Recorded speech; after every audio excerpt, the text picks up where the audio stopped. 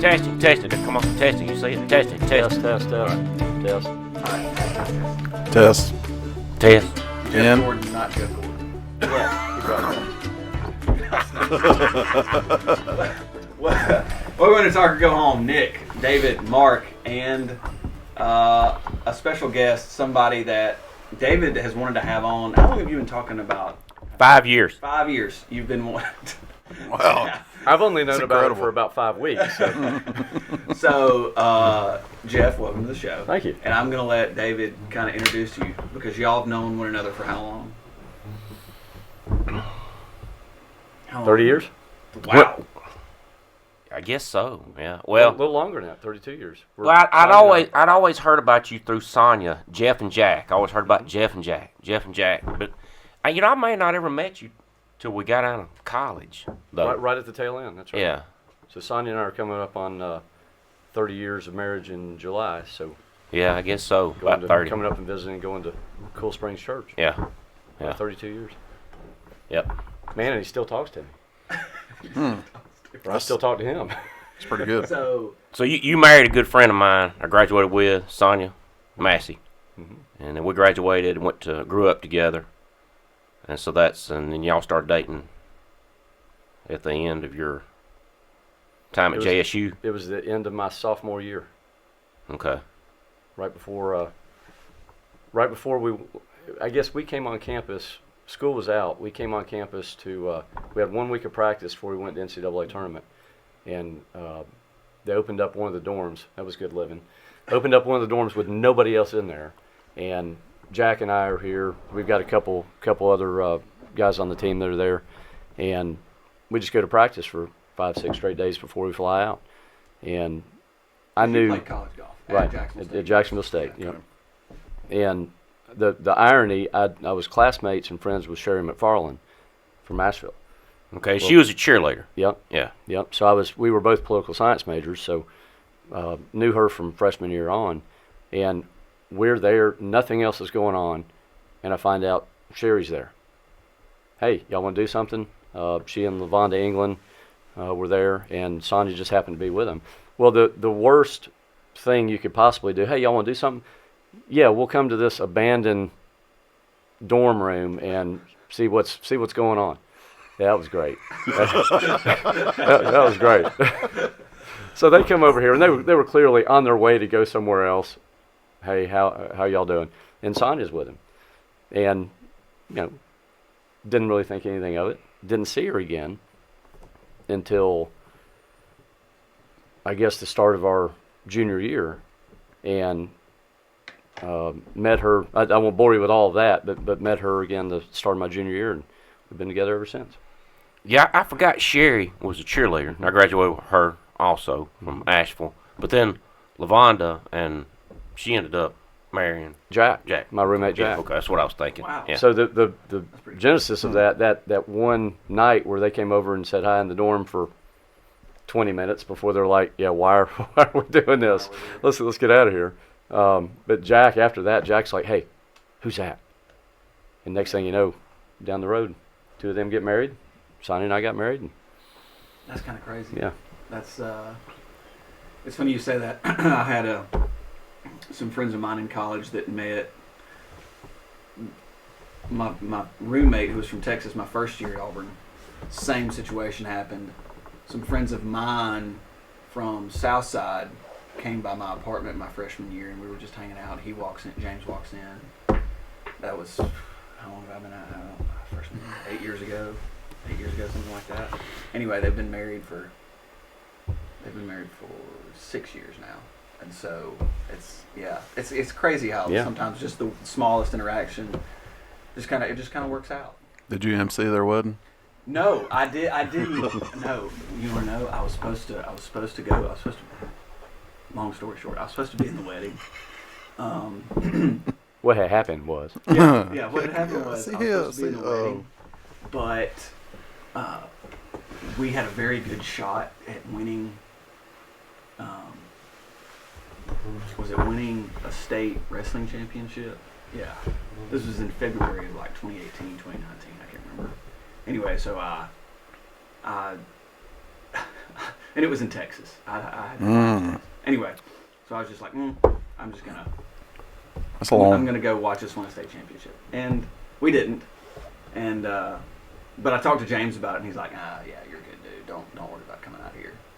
I wasn't. What he really meant was, you're a terrible. terrible friend. No, I wasn't. This Didn't is even what want to I come mean say it. by I was in the wedding. I wasn't. kidding. I wasn't a groomsman. Okay. Got you. Okay. I was because Jane. I was going to be a flower man. That's what I was going to be. Long story short, yeah. You don't have to find it that funny. I'm sorry. I just pictured when you said that. I just pictured you walking down the aisle spraying flowers. But see, that's what James thought. This is gonna be funny. Are you up to do this?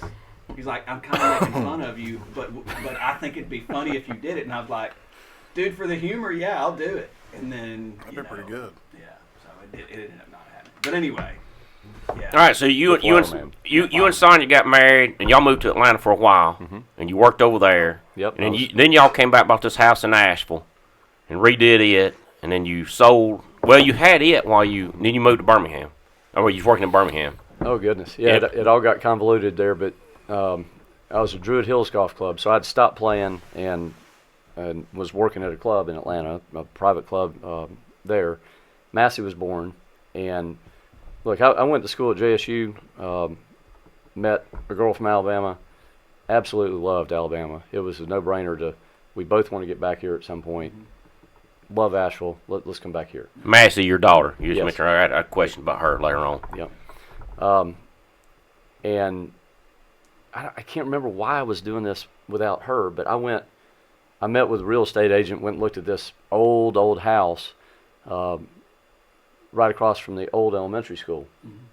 And I took a video of this, and at some point in the video, I made the statement to Sonya when I was going to show her, oh, crap, I'm in trouble, because she's going to love this. Now you're talking about the house in Asheville. Yeah. That's right behind the Methodist church. Yeah. Across the road from the Methodist church in Asheville. That's just the house they redid. And this place had been, I guess, abandoned for a couple of years. Really nice place, but in some need. And it's right up her alley. I can't fix anything. I'm the least handy guy you've ever seen. And this thing's a serious fixer-upper. Well, come to find out, and she loved it, and we loved living there, and it was great. But come to find out, we had several people would come up on the porch, knock on the door, and, hey, can I walk in and see the house? As a kid, Miss Josephine Wright was my teacher at the school right across the street. She used to send me over here to go grab something, and we realized the history of that was pretty cool with the old schoolhouse being right next door. That's pretty cool.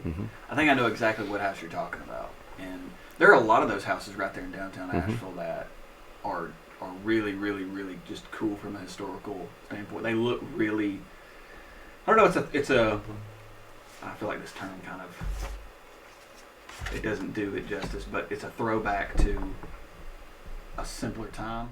Love it, yes. And yeah. there's a certain beauty in that. There's a house coming up 231. You leave the square, and it's right there on the left, and it's got it's across from the old bed and breakfast, or not the old bed and breakfast, but yeah, the old bed and breakfast, right? It's where Augie Lemons lives now. Anyway, is that the old Campbell house? The what? The old Campbell house? Yeah. That's what it's for sale right now if y'all want to come back and buy another one. Oh, gee. Don't tell Sonya that. If you want to retire, it's a good place to retire, It looks like I would agree with that. Like back in the day where the mayor of Asheville Yeah. lived. That's what it looks like. And I would love to, I wouldn't even love to live in the house. I just want to see like somebody buy it, turn it around, and make it look, like it was originally built, because it's in need of some love. Well, and that was the pride in that house and what Sonya's good at, and her handiness and fixing things and her projects. It was not falling in, but it wasn't far from it, and she saved it. It was an old house that she herself saved that house. Yeah. And that was really cool. Yeah, and it's amazing to me how they don't look like it from the outside, but when you get in a house like that, it's huge in there. It just seems like it's so big. So you actually bought a house down in Mountain Brook, and you still had this house in Asheville, and you sold it. Yeah. And y'all are down in Mountain Brook now. Okay. All right, let's go back though. I got some more. I don't know that I know this about how you got to, where you went to school in Georgia. Let's go back before you got to Jacksonville State. What high school did you go, or what school did you go to in Georgia? Where are you from in Georgia? Yeah, so I'm from Jonesboro, Georgia. I went to school at Jonesboro High School. And how'd you get to play? I want to know how you got started in golf. How'd you get started playing golf? And also, what golfers did you look up to? Who'd you idolize? I don't know. When I was a kid, probably just like the three of y'all, if it had a ball or a stick or something to do outside, I'm all over it. Sometimes 3, 4 at the same time, whatever it was. And my dad was a golfer, and at, I guess, 8 years old, he started taking me out and doing some things with golf. And at 13, apparently I love baseball, but apparently it was obvious I was not a very good baseball player, because at 13, he says, hey, how about we skip baseball this summer and try this golf thing? I'm like, no, I'm throwing fastballs. They're coming in there at least 20. He said, yeah, let's try this golf thing for 1 year at 13, and competitive golf thing. Now, like junior golf, junior what golf. is now junior Yeah. golf. Yeah, I guess they think had about something how like that back then. Yeah, think about how competitive 13-year-old golf used to be, at least anyway. Now it's a different story, but now it's terrible. And but I loved it. I absolutely fell in love with it. And What about it at that age, being a 13-year-old, made you fall in love with golf? I didn't have to rely on anybody else. I didn't, just it. By that point, you're still calling friends in your neighborhood and, hey, y'all want to meet at the basketball goal and let's play a game or whatever it was, but it didn't require that anymore. So I don't know. I think that was probably the biggest thing, is I could do it by myself. Obviously, you had friends around you that would come with you and do it, but if they didn't, so what? I could do it myself. And It's a good thing you turned out good at it, right? Yeah. I don't think I had a choice. It's funny you say that. That's what I tell my golfers all the time, especially in matches, because our problem is it's such a mental game. Guys, ignore the guy that you got paired with. You are playing yourself. It's true. Play against yourself. Play against your best friend. Well, at some point when you switch to competitive golf, and as I've gotten much older, that's my job is to help people with their games, not necessarily mine anymore. But at some point, competitive golf is just a number. Yeah. It is nothing more than a number. It's absolutely irrelevant how you got there, how you did it. Yeah, he hit it at 320 off the tee. I don't care. Corey Pavin won a U.S. Open driving at 240 off the tee. It doesn't matter, but that 4 on the card, that 3 on the card, let's add them up at the end and see who wins. And it's a great game for that reason. So you started at 13, and it just rolled into school competitive golf. Like, was there a slow trickle off of the other sports, or was it just like an immediate cold turkey hard cut into golf? It became a cold turkey hard cut because, again, I was just naive enough to think I was good at baseball, and dumb enough because in 9th grade I went and tried out for the high school baseball team. So junior high was 7th, 8th, and 9th. So a friend and I would go over to the high school in 9th grade and try out for the baseball team. I was a pitcher. I couldn't hit a lick. I was still throwing 20. That wasn't going to work out. But halfway through it, I didn't realize the golf season and baseball season are at the same time in Georgia. Now what you going to do? Yeah. Well, it took care of itself when Coach cut me. And he cut a guy named Jones. I was so good he didn't know my name. So he kept throughout the tryouts and a couple weeks, whatever we were doing, all I could hear was, Jones, you did it again. Jones, you're not going to cover first base. So when You're terrible, Jones. so when Jones got cut, I guess I could have showed back up. Yeah. But I remember thinking at that point, my dad was a longtime school teacher. He was a football coach. And I think largely because of him, I never quit anything in my life. I was not going to quit. I didn't know how to quit, even though I knew, okay, this ain't going to work out because they both played at the same time. So it worked out for me. Yeah. I got cut and never looked back. I always played golf from then on. That's good stuff. Who'd you look up to? What golfer? When you started out? I love Fred Couples. Freddie. Gotta love Yeah. Freddie. And for the same reasons that everybody loves Fred Couples, he's just laid back and easygoing as anybody.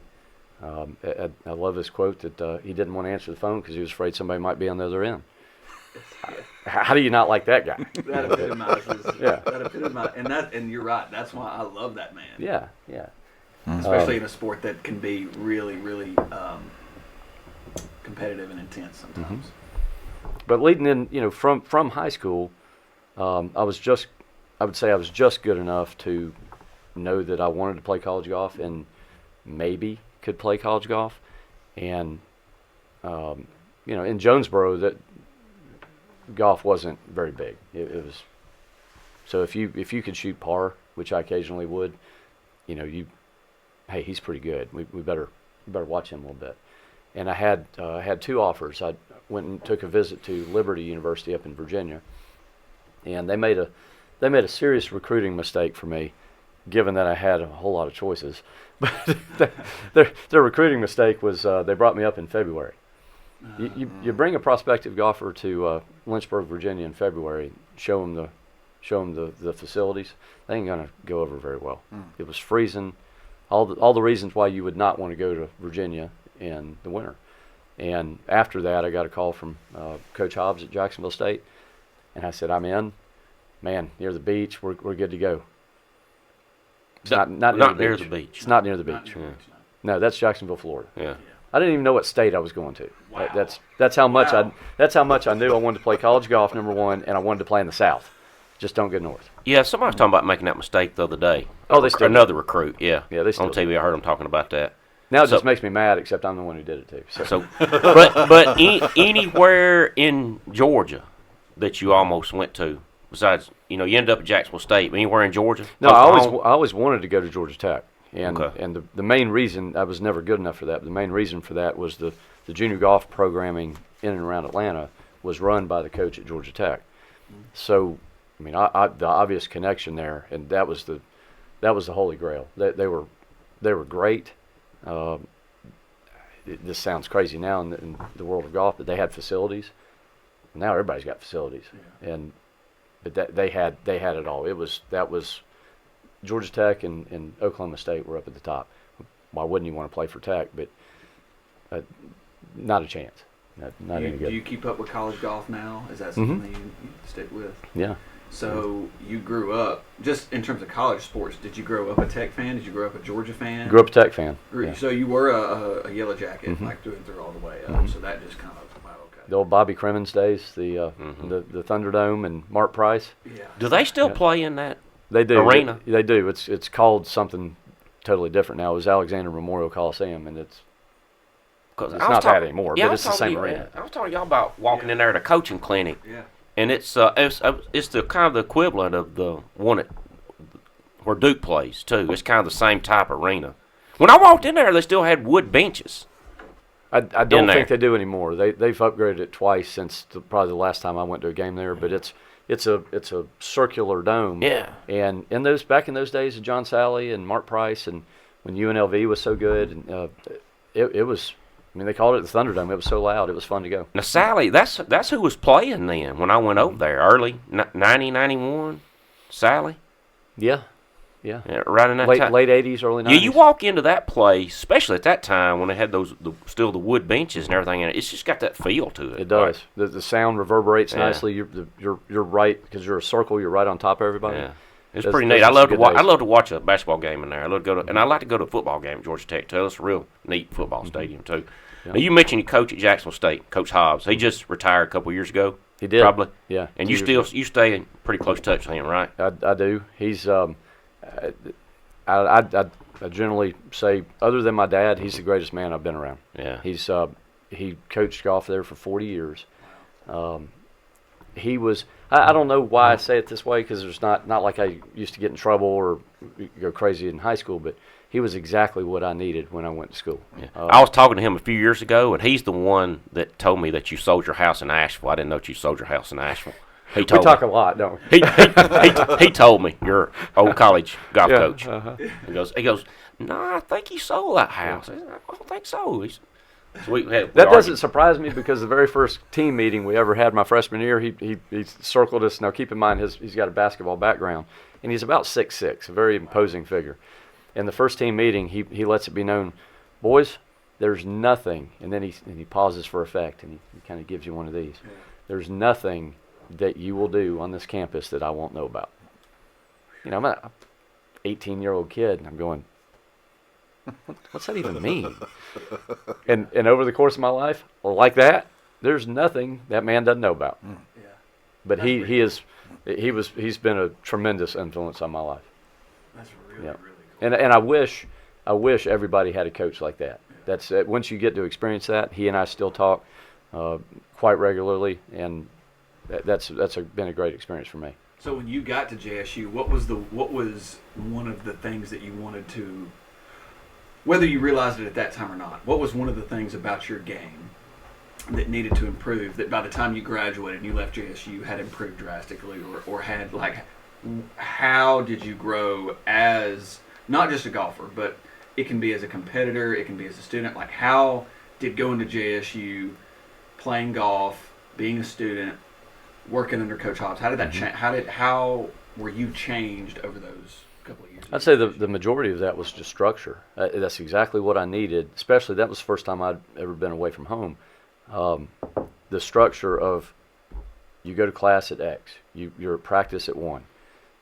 Everything, you're in the weight room, whatever time that was. Everything was structured that way, and that discipline. You can imagine, to put yourself back in college, that discipline and structure doesn't always work well for everybody, and it didn't for everybody on my team. For me, it made things really, really smooth and simple and easy.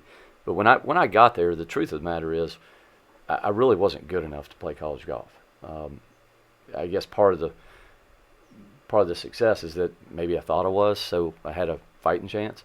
But my freshman year, I didn't qualify for our first tournament. Mm-hmm. That stunk to watch my roommate and Jack did. So my teammates go away to the first tournament, and I'm stuck behind. And our next tournament coming up was we had qualifying to qualify. So just the way college golf works, your 5 starters, amongst your team, you're qualifying for those 5 roles.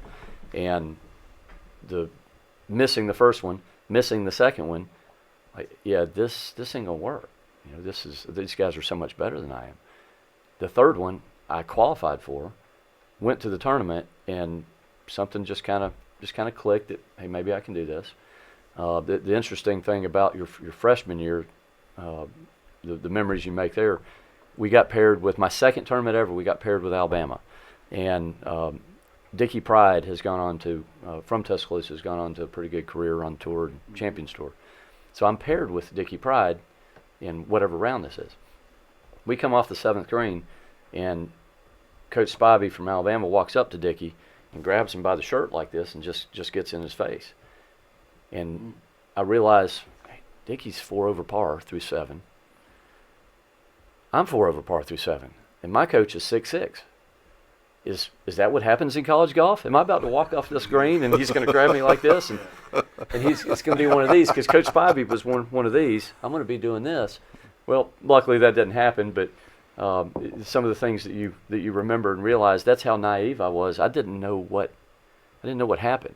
I guess, hey, I made a bogey. Am I going to get yelled at, screamed at, grabbed at, whatever? And so throughout my freshman year, it was fine. It was whatever it was. And then my sophomore year, I got a little better. We started doing weight training, and that was, I was 6'1". I think my media guide says 6'1", 150. No. No. I added 20 to that. So you can imagine 6'1", 130, you're just a beanpole, and we started doing weight training. And that was right at the beginning in golf, to where that was even a thing. And that made a huge difference for me, maybe mentally as much as physically. But the last tournament of my sophomore year was our conference championship, and I won. I hadn't won a golf tournament in 3 years. Wow. And all of a sudden I win our conference. And something just clicked. And I wish I could go back and buy it and see what that was. Something just clicked. But throughout the next 2 years, I ended up winning 8 times. Wow. And that's about the time you met Sonia. That turned you around right there. You see the correlation there? I certainly do, and she does. So you're in the Jacksonville State Sports Hall of Fame. Yep. And I want to talk about the night that you went in just a second. But what highlight of college playing golf?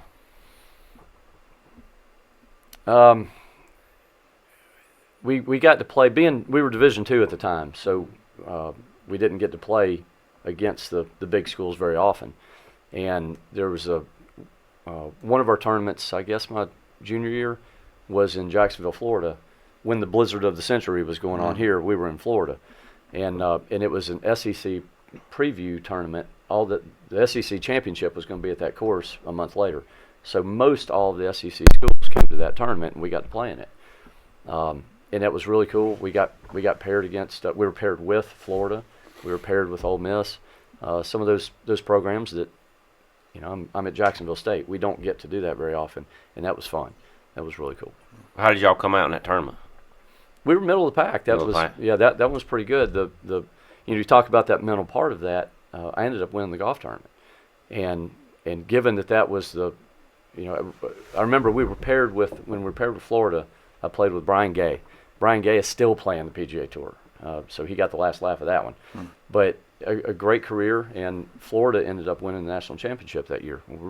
We're playing with him. We're paired with him, and with that blizzard that was going on back home. To get all the schools back home, they were the last day. They were trying to get everything done, finished, get everybody on airplanes, get them back home. So we're coming up the 18th hole. It was split front and back. We're coming up our last hole, and I look down number one, and there's two guys from Arkansas going down number one, so they were tied for the lead, and they're going to do their playoff, and then everybody be done and get home. And Coach Hobbs rolled up and was like, "Hey, aren't you doing pretty good today?" Yeah, I guess so. And he's got my score before I finished, and he wrote in, and I'm looking over there like, man, I thought I was doing pretty good, but those guys must have played great today because they're already starting to play off without me. They go down the fairway, and when I'm walking up to the green, I see somebody go out there to them, and those guys stop, and they pick up their bags, they turn around and walk back in. I won by 4.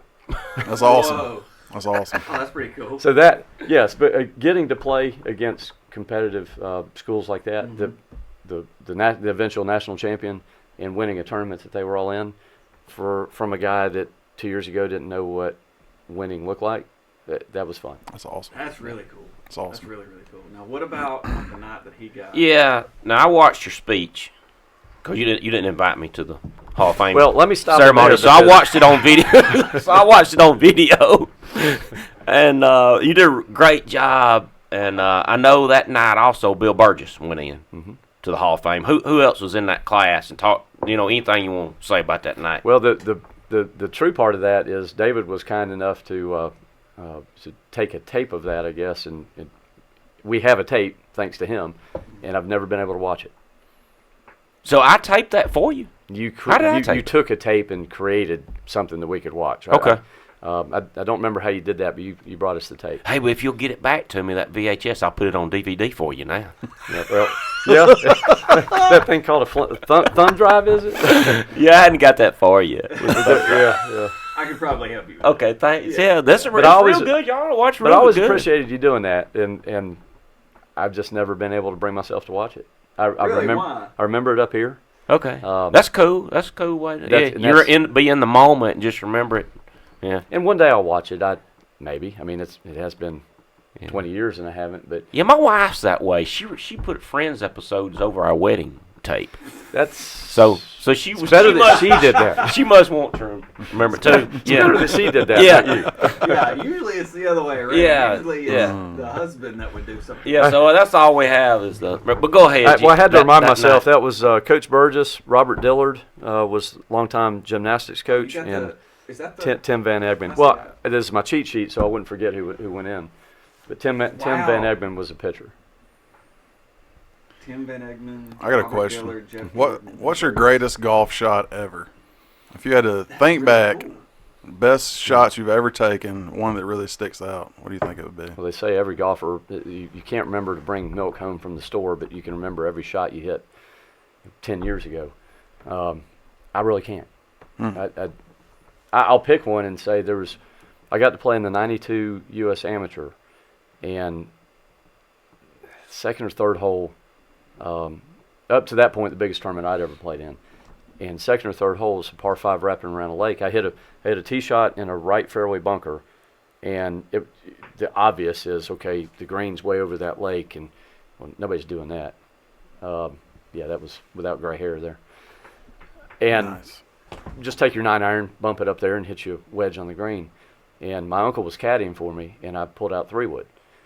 And number one, the biggest mistake is he let me do it. So, nowadays your caddy's supposed to, hey, bud, let's have a conversation on this. You got 250 all over water. If this doesn't work out, you're doing it again and again and again. This might not be the strongest play. And I pulled out 3-wood and hit it on the green.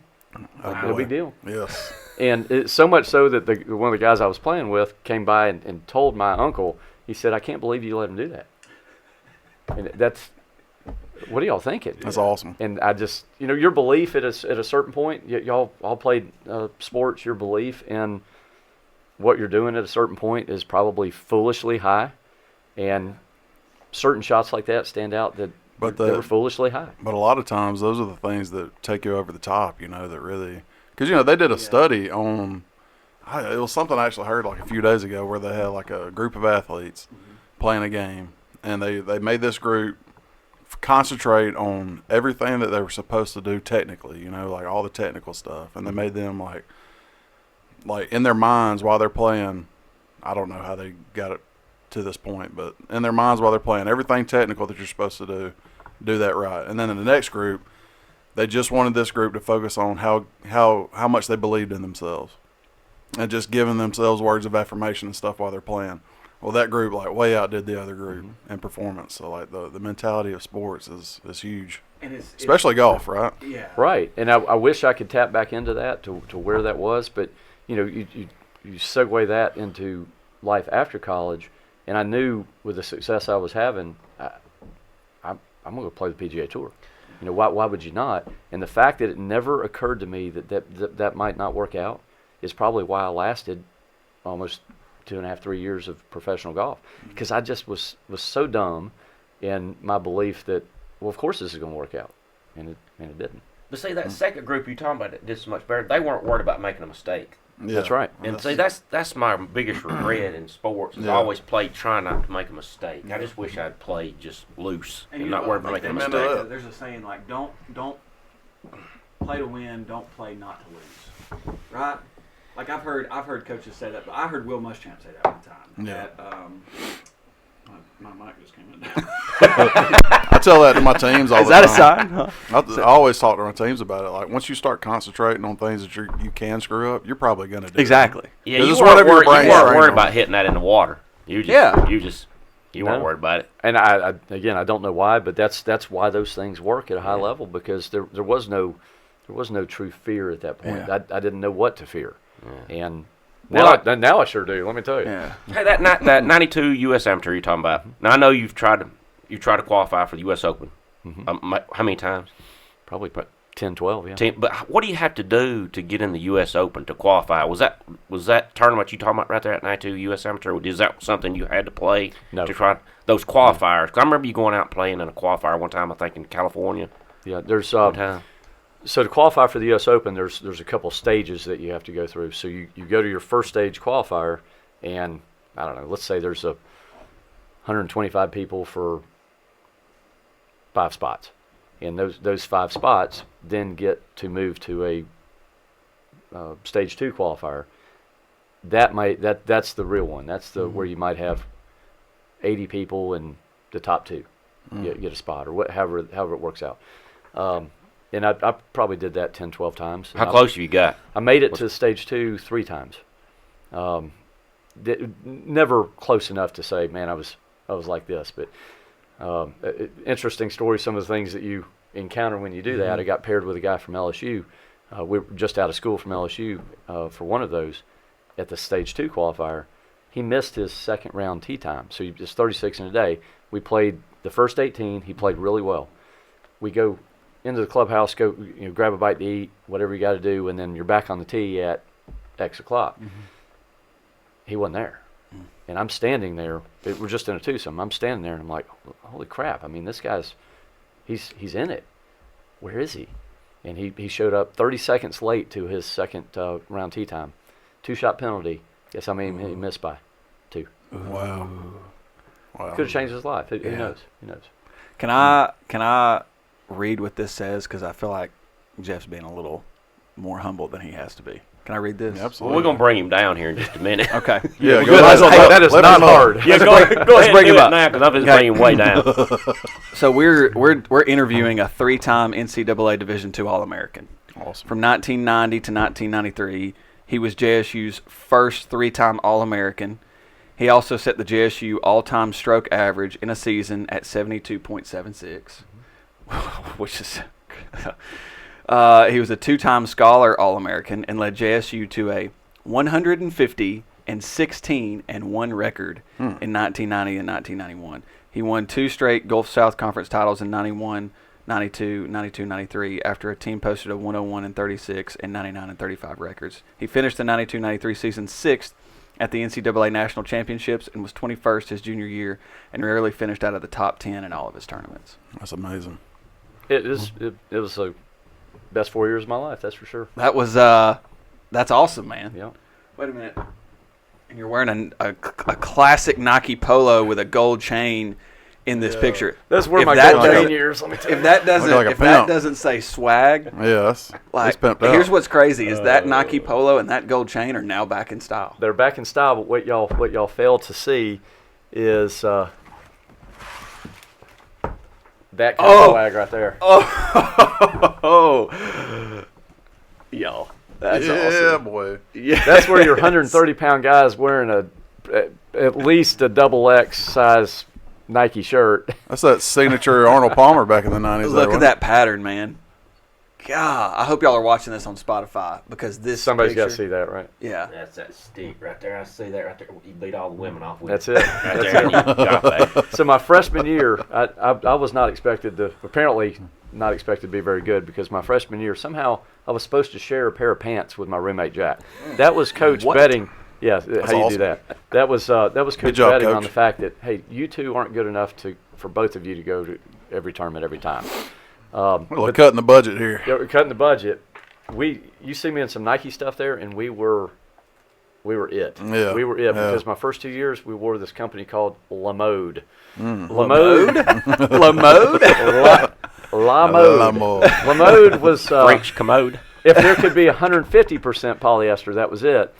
To the point of when you stick your hand in your pocket to get a tee out, you had to stick your hand straight down, not from the side. Nice. This was That's insane. This So was the some classy mode stuff. to Nikes. You never wore. I thought you was going to tell us you wore Sansa-belts. La Mode was Sansa-belt. Oh, Yeah, when you think of Sansa-belt, that was La Mode. And I guess it was my sophomore year. Coach comes in, he says, "Boys, I treated you good." What does that mean? We're wearing Nike. And we'd show up for these tournaments. I mean, we're Division II. There is no budget for the most part at Division II. We'd show up for these tournaments. Everybody was beat by the time they saw us walk in the place because we were swagging the Nike. Nice. That's awesome. Curtis Strange has just won back-to-back U.S. Opens, and he was Nike's poster boy. We were wearing everything that you just saw on TV from Curtis Strange. Wow, those guys were still wearing La Mode. We were. That's cool. JSU had it going on in the apparel department there. There he is again, Jeff Jordan. Okay, and you said who was your roommate? Jack Napier. Jack Napier. Okay, from Hartselle. Uh-huh. Okay. And he coaches high school now, right? He's retired now. Retired. But, he coached the golf team, and I believe was a principal at Hartselle High School. Okay. And his wife Lavonda. So, I mean, imagine coming from Asheville, especially in the late '80s. Who knows anything about golf? There's not a golf course. There's nothing going on golf-wise there. Lavonda marries Jack. Lavonda ended up being the girls' golf coach for a high school. Really? Yeah, which is the coolest thing ever. That's awesome. That is awesome. All right, Hooters tour. Because this stuff I'm going to ask you about, I think Yeah. may have Look at that happened. smile. It may have happened on the Hooters tour. So explain Hooters tour. Well, the to us and how Hooters long did you tour- play on that? And everything? I was there for the better part of 2.5 years. For a better way of explaining that, Hooters tour was AA baseball. So that was minor leagues of baseball. If you look at golf the way it is now, you got the PGA Tour. That's major leagues. Korn Ferry Tours, AAA. The Hooters Tour at the time, it doesn't exist anymore, but that was your AA baseball. So it was the competition and everything about it was great. I was thrilled to have a place to play, and it was good. The stories on the Hooters Tour, you can imagine, because I looked in that last night when we were looking over some things. I think my full exempt year on the Hooters Tour, I grossed $5,000. You grossed. Yeah. Wow. It's a really Wow. good thing Sonia was making a lot of money teaching at the time. So supporting her husband's golf habit. But some of the stories on that one, I know you and I laugh at this one, but there's a guy when we went and played a tournament in Natchez, Mississippi. There's a guy who went and stayed with a family there. You're not making any money. You're just trying to develop your game, so you're trying not to lose a whole lot of money. So people just put you up playing They on did. this. Each their site, houses. people in the community would want to do that, and it certainly was helpful. I chose not to do that. I just traveled with a pack, so I always had at least one, if not 4 roommates piled into a hotel room to save some money. And this guy shows up in Natchez for the tournament, goes to the house, nobody's home, lets himself in, he's good. The folks never show up. So, okay, I guess we're on vacation, whatever, and he's good to go. Well, he picks up a magazine. It's not the right people. Okay, I'll pick up another magazine. Oh, crap, I'm staying in the wrong house. So they had been gone. This cat had been staying in the wrong house for 2 days. And didn't know it. Didn't know it. Didn't know it. Now, you try that in 2024, somebody's getting shot. That's wild. But so he quietly moves out of this house and goes wherever he goes. I really wish I knew who that was, because that story's too good not to then 30 years later go back and find out, hey, you survived that. Yeah, You stayed in exactly. somebody's house for 2 days and it was the wrong house. That happened to Julie and her. Oh yeah, they just Or- went in that night to the wrong house. They just walked in. My wife and Lisa Glasgow.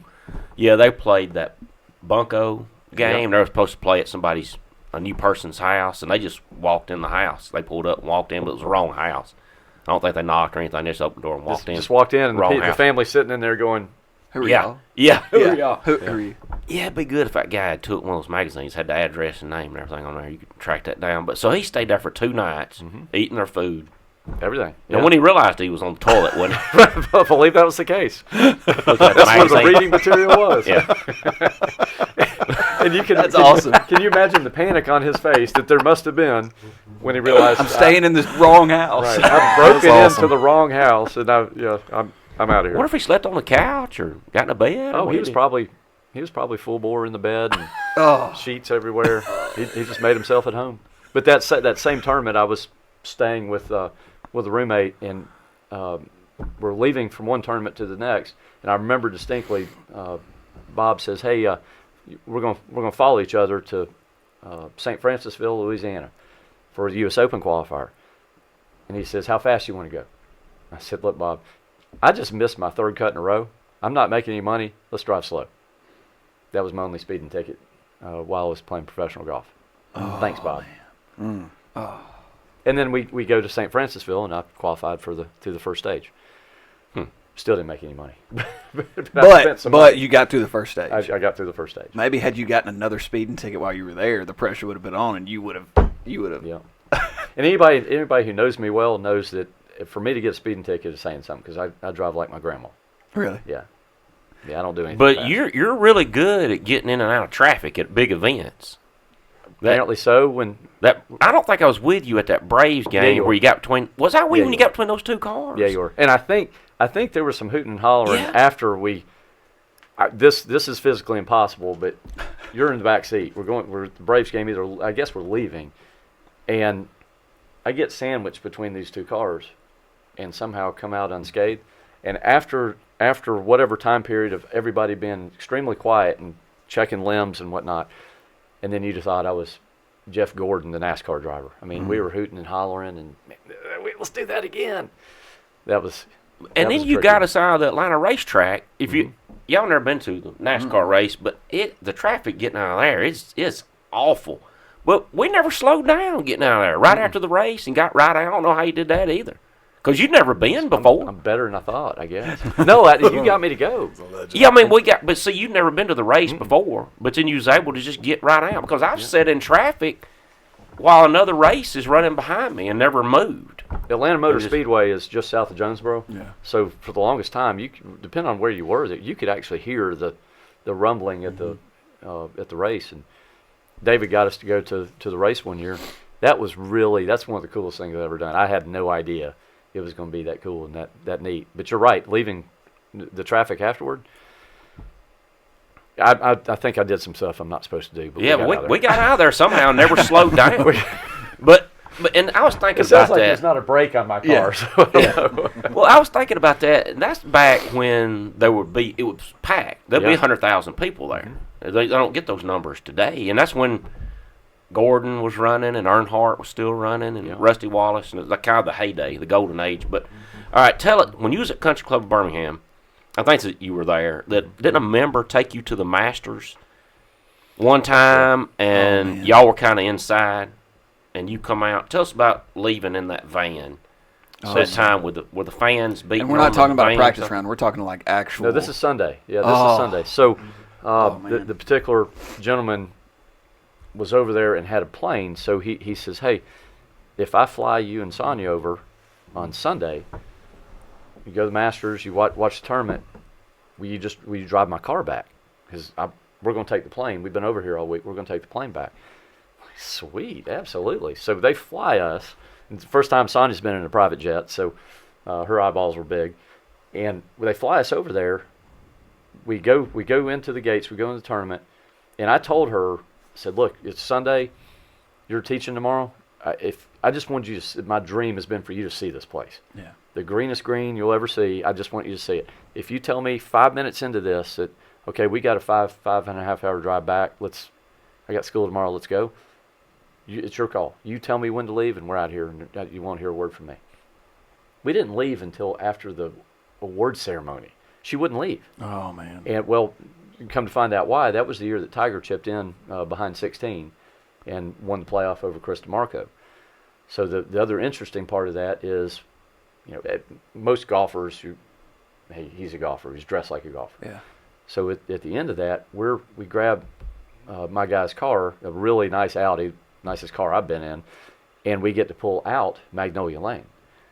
Now, think about that. So we're driving a really nice car, fans everywhere that's leaving because Tiger just won, beating Chris DeMarco in that playoff. And I'm driving 2 miles an hour down Magnolia Lane, just soaking it up. Yeah. Windows rolled down.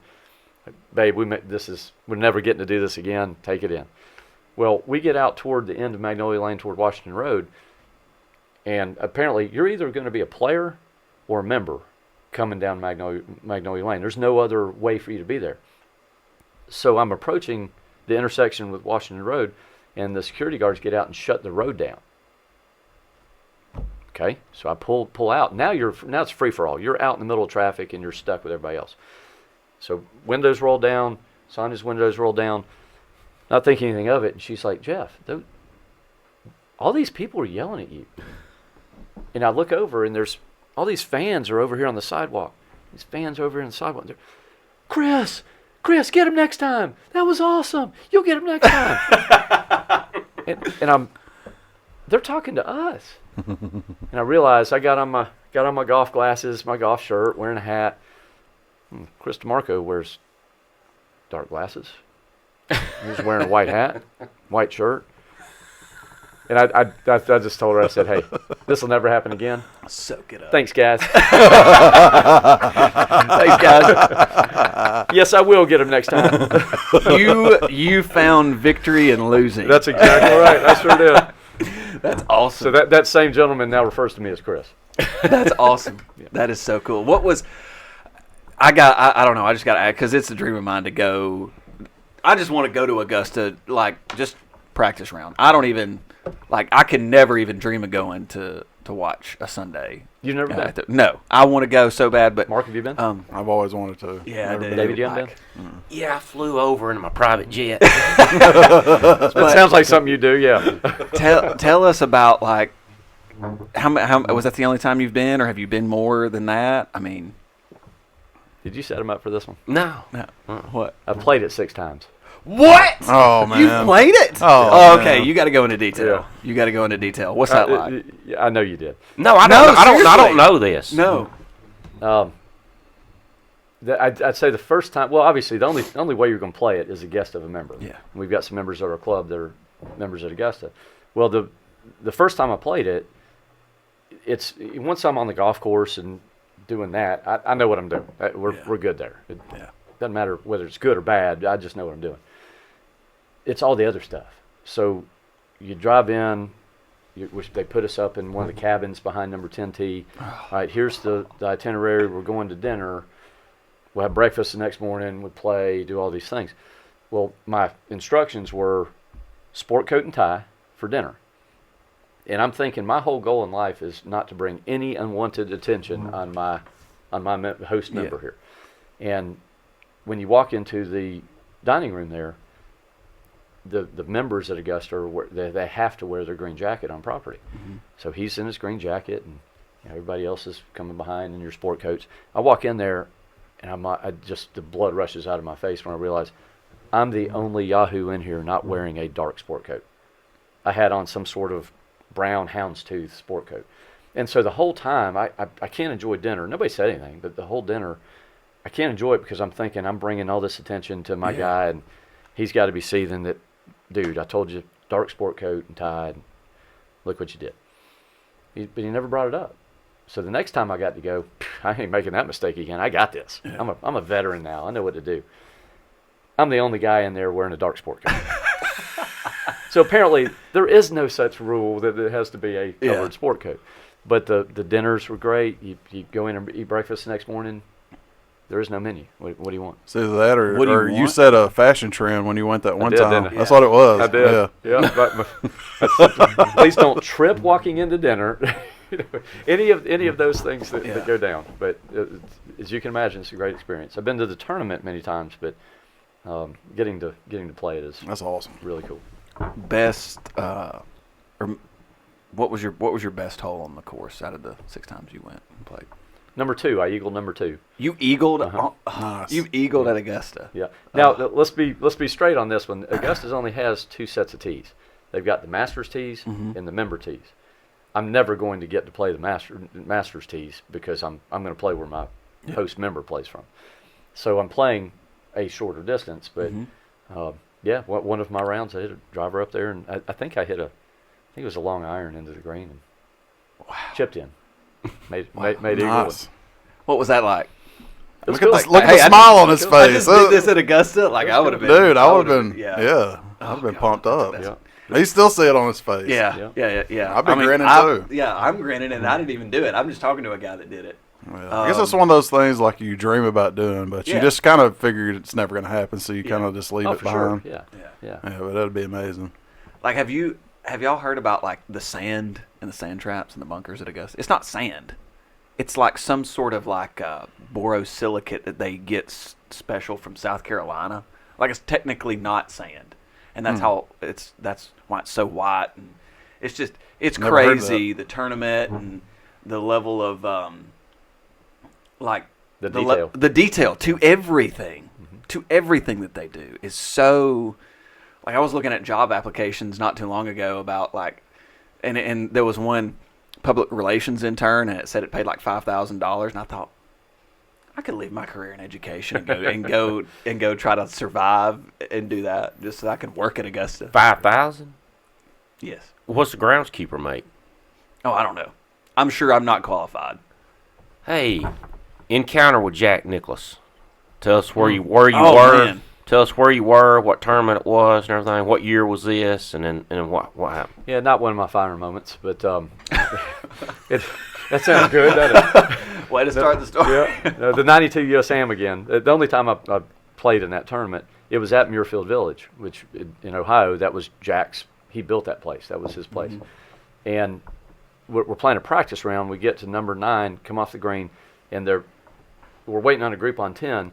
Well, you walk across this little bridge, a little snack stand, and overlooking a lake. Well, I'm waiting on the guys on the tee. I'm waiting on my guys to get something to drink.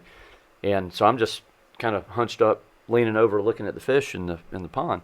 There's tons of people around, and this guy comes up next to me, which I thought was a little odd to begin with, but he just parks it right next to me. And he says, "Yeah, I can remember when I put those things in there." And it was that voice. You knew. And I didn't even know. There was no need to look. And that was my chance. He had walked up to me amongst all. Now, keep in mind, he'd probably walked up to 1 million people that day. He chose to walk up to me, and that was my chance. And all I could do was look at him and say, "Yes, sir." and immediately went right back to looking at fish. All the things that I could have said, that I should have said, that was my. He had fed me the ball, and all I could get, and it wasn't even a yes sir. It was I'm about to pass out, and I'm a little kid. Yes sir. And apparently he's used to that happening because he patted me on the back and he says, "Son, you have a good week." Well, now you look awesome. back, what should you have said? Now, what do you wish you had said? Yeah. That. Like, I have no idea. assume Jack Nicklaus is listening to this, even though he never will. What would you say to him? Well, I would have liked to have engaged him with more of his things. It just Create like a conversation. Kind of pull some things out that he would want to talk about. Well, he designed that golf course. That's his place. I would have loved to have asked him, "Hey, that 9th hole, man, how did you know to put the green there? What was it like before there was a green there?" And just get him, just feed him, just get him going. At the players' party that week, me and a bunch of the guys that I was with, we sat at the table with Jack Nicklaus's roommate when he was in school at Ohio State, and we're going going on about this place, and this guy looks at us. He says, "Fellas, you do realize you're only playing about the 6th best golf course in the city of Columbus." And we look at him like, "Dude, what you talking about? Come on." And he starts naming off these other courses. And all of a sudden you realize, man, he might be right. That's how good golf is up there. And Nicklaus chose to make his home, if you will, his home place right in the middle of all that. Wow. That's crazy. Cool. That is Cool crazy. stuff. Hey, golfers are known as a very superstitious bunch, probably more than any other athletes. Any superstitions for yourself? I'm trying to think of one. No. What's the weirdest thing you've ever heard of? Golfers, superstitions. Well, the one that golfers like to tell you about, which makes it just weirder anyway, but they'll talk to you about how, hey, I won my last tournament, or I shot 62 in the first round, whatever it is. Yeah, I ain't changing underwear. Not changing a thing. Yeah. Like, why? First of all, why would you do that? Secondly, do you have to tell us about it? Yeah. But that's the nature of a golfer. So nothing that you do exactly the same, like going to a tournament or anything, that you'd have to do the same every time? My Nothing. time schedule, because I still compete, the lowest of low levels, but the things that you constantly do and are used to doing, my time schedule, I have to be in position to start my warm-up routine, everything that I do, an hour ahead of time. As you can tell, a large part of that hour, that's too long to warm up. A large part of that hour, so I have time to go talk to my pals. So you're going to walk up the range. You're going to say hi to some folks. You're going to build that in, and but all of those routines that you do are pretty much the same every time. Hey, I don't know why I'm asking you this, but I just wrote it down. This is something I thought of because I don't think those two remember it. But you being from close to Atlanta, the Omni. In Atlanta, you remember the Omni? Been to the Omni many times. Who'd you see at the Omni? Why'd you go to the Omni? I mean, the Hawks played there. You ever see the Hawks play there? Oh yeah. A lot. What else did you see? Because they tore it down and built that Phillips Arena. Yeah, right on top of it. What else you see in the Omni? So my dad being a coach, he was a junior high football and basketball coach. Back in the day, when early '80s, I guess, the NCAA tournament would come to Atlanta to the Omni every year, whether it be first round, second round, whatever it was, and only the coaches, I guess, knew about this, but practices were open. So Dad would load me up, and my younger brothers, we go to practices for the NCAA tournament at the Omni every year. And it always surprised me. We'd go in there, we'd be one of 40 people in there watching your access. Everything you had was just right there in front of you. remember some of the names: Kelly Tripucka, Mm-hmm. Danny Ainge. When Tripucka was at Notre Dame, Danny Ainge at BYU. I got to go up and get my picture made with them, and you can imagine how good was practice going when you got some little Yahoo kid going up wanting the picture taken. Wayman Tisdale was a star player for Oklahoma. My brothers, Billy Tubbs, took both of my brothers out on the court and said, "Hey, y'all rebound for him." I mean, yeah. So certain things like that were pretty cool. That's awesome. Yeah, that would never happen now, but it was cool. So behind golf, is basketball a sport that you really, really, really love to watch or you enjoy, or is there baseball, football, tennis? Basketball. David, do we like basketball? Yeah, we love it. I had to actually written down our church basketball team. I don't know if we want to talk about that or not. Did we ever win? I never won. I think we won. But see, I wasn't there You that weren't there? night. So Man, we'd have lifted you up and carried you yeah, out. I was. Yeah, but we won 2 or 3 times maybe. I'm just glad that part of my life's over. It came to an Church abrupt basketball. halt where all of us we thought we were not any good. We thought we were okay to run around and kind of kept us in shape a little bit, and things didn't go well. Yeah, it was pretty bad. We thought we would probably win some games maybe, but I broke my ankle You did that yes, first yes, year when we played down at Moody, Yes. About to say something. and then we played in Aniana. I was about to ask, did it end because of injury? Well, no, I came back and played after that. 'Cause we went to Aniana and played for 2 or 3 years. Yeah. Yeah, but we were bad. We're I bad. was thinking about Yeah. that clip of Tom Segura like going up to the lane. Did you see that? Dude, that was terrible. That was brutal. Oh, God. You know what I'm talking about? No. Is that the height of your basketball career, probably? Oh yeah. Church basketball? Church basketball. Yeah. Wearing the greens. Yeah. The reversible Cool Springs jerseys. I can't believe they didn't have music and a smoke machine for us when we ran on the court. Yeah, that That would was have been awesome. They Yeah, missed that was part. pretty bad. So can I follow up on? Yeah. Do Okay, it. so NCAA tournament. Did you do a bracket? This is the first time I did not. Really? Me Yeah. too. First time I haven't. Yeah, I had to beg for forgiveness, and we do an office pool at work, and I just told the guy that runs it, I said, I got a little too much on my plate. I got to bow out. Yeah. He's like, dude, it takes you. I got a podcast 3 to get ready minutes. for. It takes you 3 minutes to do your bracket. Oh yeah, it would have. But I'm out. Yeah. Can you get AI to fill those things out for you? Yeah. you Automatic. can. I wonder how it would have done. I mean, I'm sure somebody did that. I'm sure somebody has Probably. done it, but Did you ever buy a rowing machine? No, I did not. Did not buy I one. marked that off my list. he got one. If Yeah, you I didn't know. Oh, okay. Hey, I researched the one he got. I got to mention this before we wrap up. Sonia, when y'all were in Atlanta, she worked at I guess elementary school. Yep, she Smith taught Barnes. with the mother of the Collective Soul She did. That's right. guys. Yeah, about that. I just thought about that. And y'all got to go to a show, Love and go Collective backstage and everything. Collective Soul one time, didn't you? In Atlanta, in one of the smaller theaters. I don't remember if we. It wasn't Collective Soul. We went to. She and I went to Three Doors Down. Wow. We didn't go to a Collective Soul show, but I think that's how we ended up with the tickets. Was from the guys at Collective Soul gave their mom the tickets to give to us. However that worked out, but that was a small venue. That's pretty cool. All right, and then really the only other thing I've got is your daughter Massey. She went to College of Charleston, and now she moved to Idaho, going to University of Idaho Yep. now in She's a master's program. She's in the master's program for archaeology and anthropology at the University of Idaho. Sweet. And I always tease her. I say, you chose archaeology because you knew that I couldn't ask any questions because I don't know what questions to ask. And you moved as far away from me as possible. Now, that's what I want to ask. You and Sonia, not too long ago, drove in a U-Haul all the way Greatest up thing there. ever. Okay, there's got to be something from that. Did y'all drove it up there and probably flew back? We did. I guess. Or We what did. about the drive up in a U-Haul? It was. Did y'all drive from Did y'all drive from No, we drove from Birmingham. Birmingham? Okay, go Yeah. ahead. So Sonia goes and rents this small U-Haul at that, but just a U-Haul. All right, so Massey had been out there for a month and a half. She's in her apartment. She's all good. We just needed an excuse to go see her. Yeah. Hey, by the way, we'll also bring you a couch. She didn't have a couch. We'll bring you a couch, and I think it was a dresser. No big deal. We got this.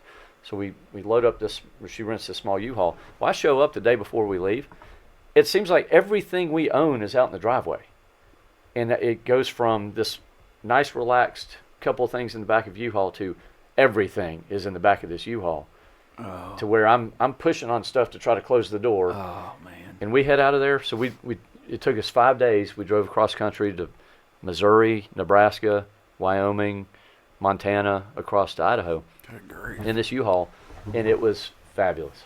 Really? It was fantastic. The U-Haul rattled and shook, and it was so loud you couldn't listen to the radio. We couldn't plug in a phone, whatever. She and I just talked for 5 days. It was fantastic. It's pretty cool. It was wonderful. The one funny part of that now is the only problem we had on that trip was we had a little bit of rain in Iowa, and luckily you can see for miles up there. And her windshield wiper was fine. Mine stopped. It's a good thing she was driving. It's a good thing I was driving because now I couldn't see. So I'm asking her, hey, and I'm on the interstate. How we doing? Yeah. How we doing? How we doing over there? Y'all seen Ace Ventura Pet Detective? That's me. Well, the rain hit you. Hey, how we doing over there? How we doing? We hadn't hit anybody yet. And we pull off in this cornfield. We're letting this thunderstorm go And by. there's some baseball players out there playing. In Iowa. Oh, in the Field of Dreams. Yeah. Well, we pull off in this cornfield, and I'm letting it pass on through, and she's like, okay, you can see now. It's not very heavy. You can see now. Like, no. We don't even know where we're going. Yeah. We're in the packed U-Haul, and you can see now, but I can't. You'll be able to see. It'll be fine. Did y'all get back on the road? We got back on the road. Yeah, you knew where that was going. So, real quick, before we get to recommendations, David will start. I just want to say this. You growing up a Georgia Tech fan. Mm-hmm. I grew up an Alabama fan, but I went to Auburn, graduated from Auburn. And the greatest thing, in my opinion, that Georgia Tech, well, not the greatest thing, but one of the greatest things that Georgia Tech has ever done for somebody like myself and most Auburn fans out there is create that song, To Hell with Georgia. Right. And it may be one of the greatest, like, in my opinion, I hate Georgia more than I hate Alabama as an Auburn person. And, like, with a lot, I really do not like Georgia. And so every year during Georgia Hate Week, every day I listen to that song. And I think of the great engineers that came up with that from Georgia Tech. And I just thank the Lord for Georgia Tech every time. Never heard it. It's amazing. It's beautiful. It basically talks about I'd rather send my kids to Georgia Tech. But there's a line in there, and it repeats multiple times, To Hell with Georgia. And so it's just a great song. You can drive around campus during Georgia, the week we play Georgia in football. And that song is blaring from cars everywhere. It's awesome. It's a cool experience. When you go to a Georgia Tech basketball game, And then y'all lose to them. The same smart, brilliant engineers are hoisting their Budweisers and singing the Budweiser song. So there's a lot of interesting things going on at Georgia Tech, but just like there is at any college. That's true. Hey, you got to ask about that tournament in Phoenix. You want to ask him about? Have you ever been there? Oh, Not yeah. yet. You ever been to the Waste Management Open? No. Do you refuse to go? Okay, there's a smile there. No. I've often wondered as a player What 16 would be like? I don't think I'd play. Really? Yeah, I don't. I think that would. There's so much going on there, and It's those guys 3 or pick and 4 choose when they levels, play. man. And they are right on top of you. Yeah. But look what happened this year. I think they said there yeah. was 225,000 fans that they let in That's on a crazy. golf course, on 18-hole golf course. And you didn't think something was going to happen? Yeah, And it got they bad. had at some point this year, and I think it's the first time they've ever had to do it, they had to close the gates. They had to stop. There was just, people were out of control. There was too many people in there. And look, a lot of the players that go, that's why they go. They love it. Yeah. It's the spectacle that it is. I just don't think I could do it. I'm not mentally strong enough for that. Yeah. Yeah. You Would said that was the Talladega of golf. Yes. Right. That's how I would describe it. It'd be the Talladega of professional golf. Yes. It's pretty much Absolutely. in my mind, and that's just from videos I've seen.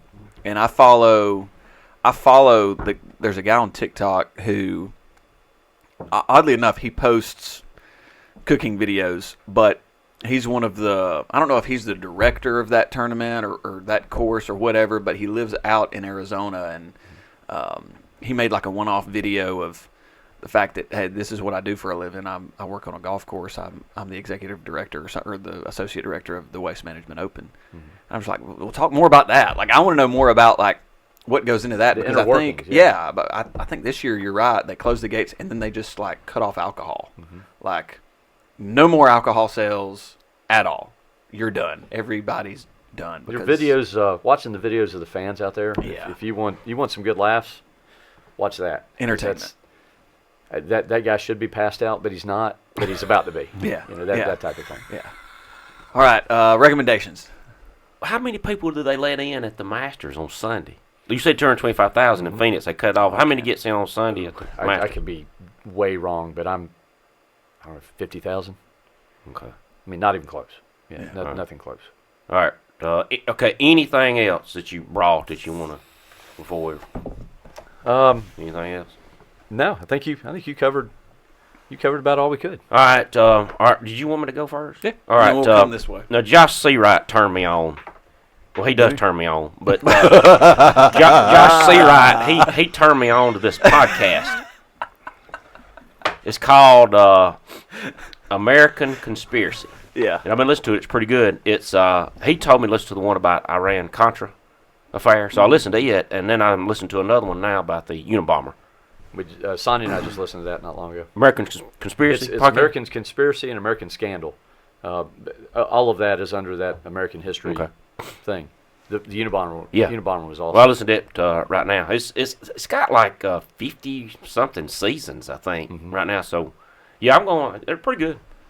So, that's my I'm recommendation. gonna check that out. I am too. That sounds sounds pretty awesome. good. Put that in your car, and you'll forget where you're going. real Or quick, 'cause go that's good. home. You could put that in there, too. Yeah. You could. After inviting me on the show, I'm pretty sure that'll never happen again. But we'll see. Because of our golf talk today, my recommendation is going to be a song by a fellow named Mike Stone, One Week in April. You ever Really? heard it? I've never heard of it. Never heard it? Uh-uh. You heard it? Yeah. If this is the corniest thing I've ever heard in my life. Yeah. It's that bad. Oh, it's that. No, it's not that bad. It's worse. Are you gonna play it right here? I am. You know what? Go ahead and tell your recommendation while this sweet ditty carries us out. Oh wow. Okay. I'm not listening to that. I'm not listening to that either. That's just absolutely terrible. Oh, no, it's wonderful. You got to hear what it talks about. The Masters. It'd be better if Jason Isbell was singing it. No, Or anybody it's else. perfect the way it is. It's a beautiful song. Is he My- going you're to sing thinking Looking that- for a City next? Oh, no. That'd be good, though. I bet That it has could to do be it. a satire of some sort, and it's Yes. funny because it's not. It's not. He's Completely dead serious. serious. Look at this guy. Look at the You serious ever heard look. Parked Out by the Lake? I have not heard that one. Well, you're going to listen to it before you leave. Oh, yeah. We're going Parked to Out say by what the you... Lake's a good Look, one. we're going to say what he's... We're going to listen. It's a good song. Dean Summerwind, right? Yeah, we're going to let you listen to it before we leave. My recommendation, only because I had it. I went to David's favorite donut place this past week at the beach. Did not get a donut, but Should have. shout out to City Donuts.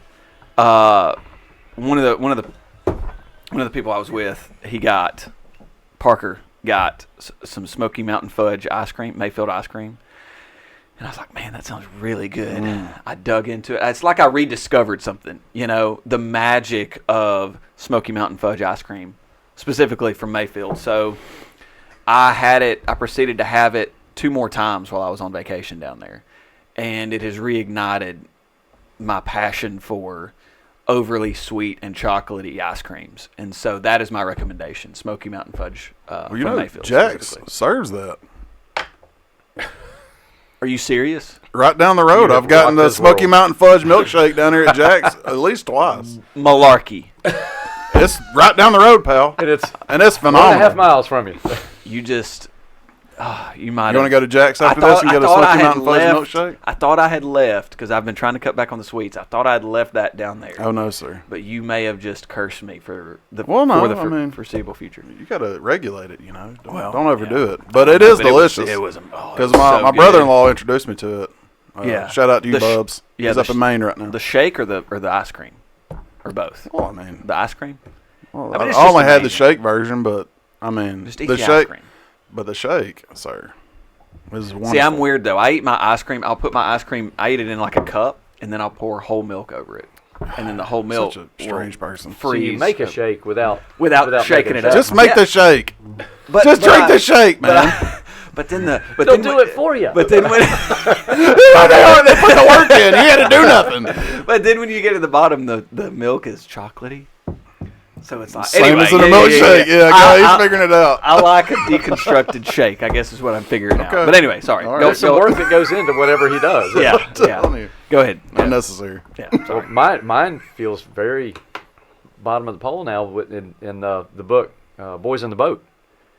Ooh, boys. Y'all read Boys Boys in in the the Boat Boat. yet? I've heard of it, but Boys in okay, the go Boat. ahead. So the movie just came out too. Yes. The book is tremendously good. That's what I've heard. I've heard about the film. I didn't know it was a book. So the it was, I would say, 35 and 36 rowing team at the University of Washington.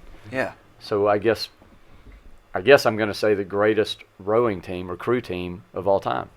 University of Washington, and the amazing part is how these guys ever even became the premier athletes that they were. They just needed something that would keep them in school. They were all about to get kicked out of school, and they were said, "Hey, here's tryouts for crew. If you make the team, you get a scholarship. You get school paid for." So you've got, I'm going to say 50, 75 kids show up to be on the crew team. None of them have ever rowed a boat before in their life. All they've been doing is chopping down trees and working, since they were 5 years old. And next thing you know, they're the greatest rowing team in the history of That's sport. awesome. And that did not inspire you to buy a rowing machine? It did not. But it inspired me to ask about David's rowing machine.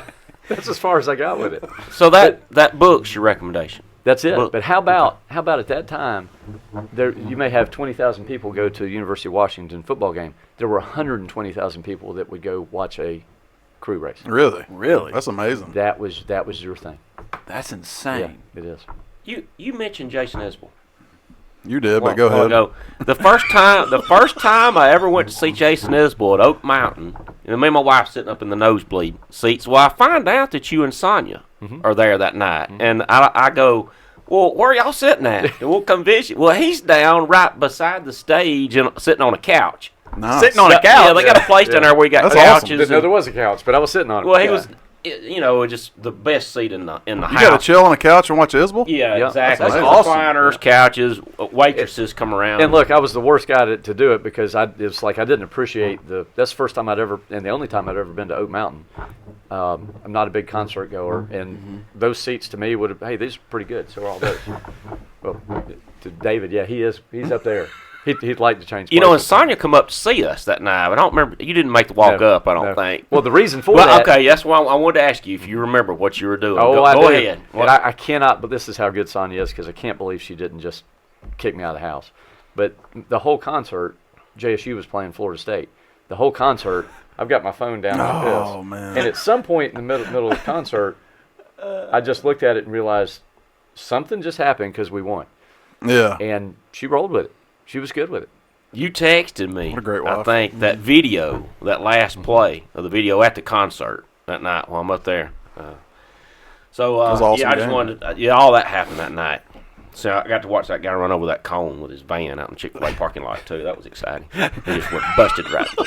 He was going to the show. We're not going to stop. All right. So I guess we're done. He was going to the show. They weren't supposed to. We're in Chick-fil-A parking lot. I parked over there I think I'm, drinking a milkshake or something, fixing to walk over to the Isbell show, and these people in the van, they had these cones set up where you couldn't go through the parking lot. They just busted right through, ran was over going. all the cones. Nice. He was going. He looked at me when they come through, just smiled. I was standing What you there. going to do? Oh, that's awesome. That's awesome. Jeff, thanks for coming on, man. Sure. Hopefully you semi-enjoyed yourself. This is a blast. Okay, good. When are we doing it again? I'll talk about something other than golf. Probably sometime soon. I'll feed you some questions. Okay, good. I'll come up with some. He'll just talk about Auburn. It won't be worth it. You know Yeah, what? that'd be a waste. I apologize. And ice cream. Or Alabama Polytechnic Institute. Yeah, that's it. You know what? Yeah, that's it. You know what? I'm not even gonna. Polytechnic. They're baiting me for an argument, and I'm not gonna. You're not going there, I'm right? not going there because Not this this happens time. Alabama multiple Poly. times. I get pooped on all the time for being an Auburn fan, and I'm not gonna take the. Not bait. gonna take it. You know, because I'm. Never mind. Because I Alabama, can't even say that. Elite Eight, baby. I can't. You know what? No, You know hey, what? how great of a game was Auburn that was out last in the first night? round, right? Hey, you know what? Yeah, I We're believe they SEC were. champs, though. Hey, SEC good for champs. y'all. Who beat Take them? that. Colgate? Take that. Yale. Yale beat us. You know what?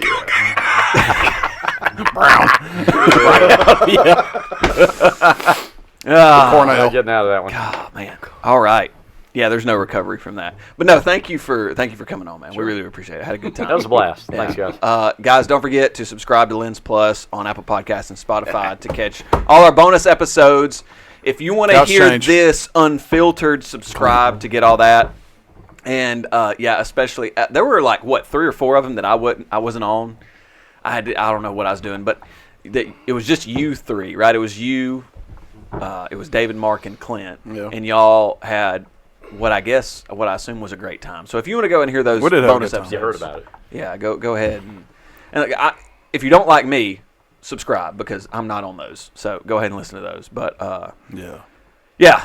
Otherwise, Jeff, again, thanks for coming on. And don't forget, are you on your phone right now? I was just checking my message. Jeff sent me a message. Oh, Jeff sent you a message? Mhm. Okay. I'm out back of school. But that was an hour and a half ago. It just so. came through. It just came through. All right, guys. As we Don't go forget, out on the tender sounds of Mike Stone. Please go ahead. Let's.